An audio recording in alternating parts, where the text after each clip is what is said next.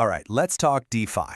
If you've spent any time in this space, you've definitely seen them. Those huge, juicy APR numbers that practically jump off the screen, promising some pretty wild returns. But what do they really mean? Well, today we're going to pull back the curtain, decode those dashboards, and figure out what's real and what's just a headline. Let's get into it. So you see a number just like this one, 1,247% APR. I mean, come on. It's hard not to get at least a little excited, right? It feels like you've stumbled onto a secret, and that's exactly what it's designed to do, grab your attention. And it is very, very good at its job.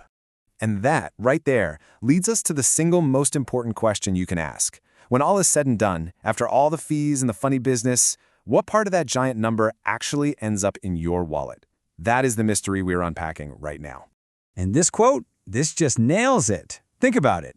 That big APR number is the front page headline. It's designed to be sensational. It gives you the big idea, but it leaves out all the critical details, all the costs, and all the risks. It's just a starting point. It is not the full story.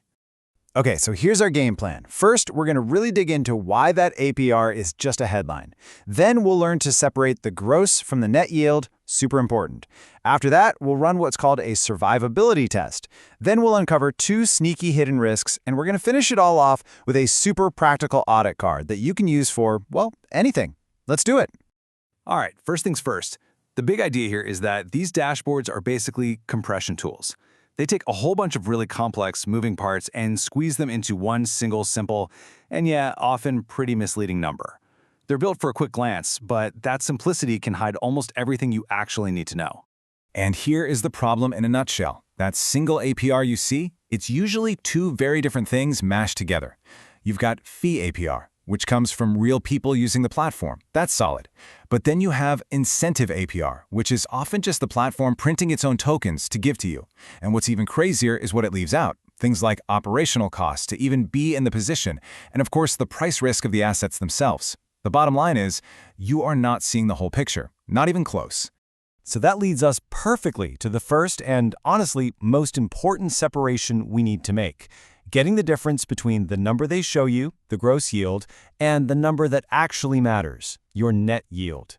You know, it really just comes down to this simple visual. On the left, that's what the dashboard is screaming at you, the gross yield. That's the fees and the token incentives all mixed together. But on the right, that's reality.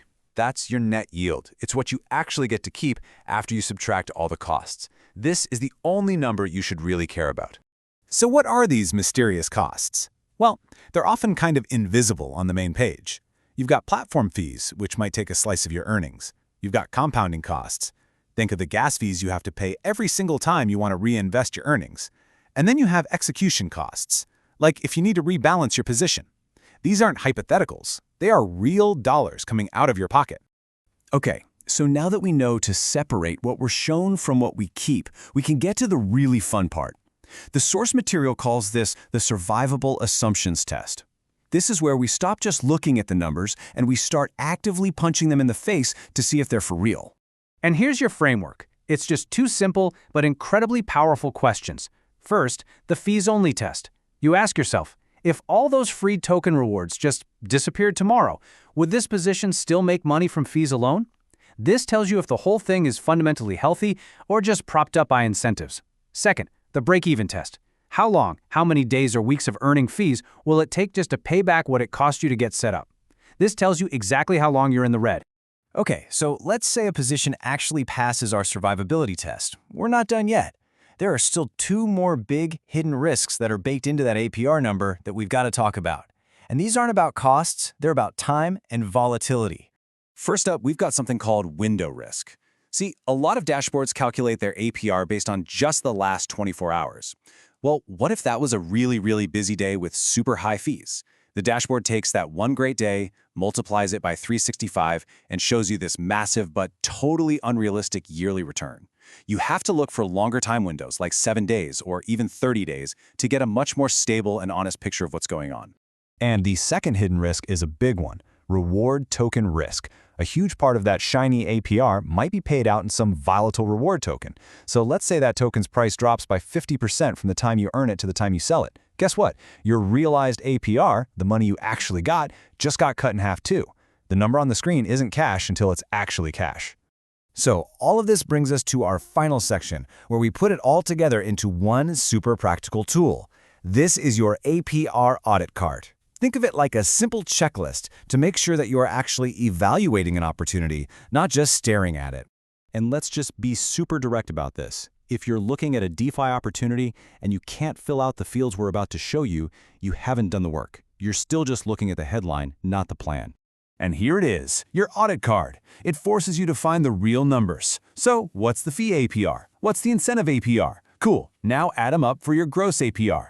Then list your costs. Be honest to find your true net APR. And finally, run those survivability tests. What's the fees only number? And how long till you break even? This simple table, it changes everything. It turns you from a passive consumer into an active analyst. So if you remember nothing else, remember this little mantra. First, separate the real yield, the fees, from the temporary stuff, the incentives. Second, always separate the sticker price, the gross, from what you actually take home, the net. And third, test your assumptions, see if they can survive. The power is seriously in your hands now. That confusing dashboard isn't a mystery anymore. It's just a puzzle, and you've got all the tools to solve it.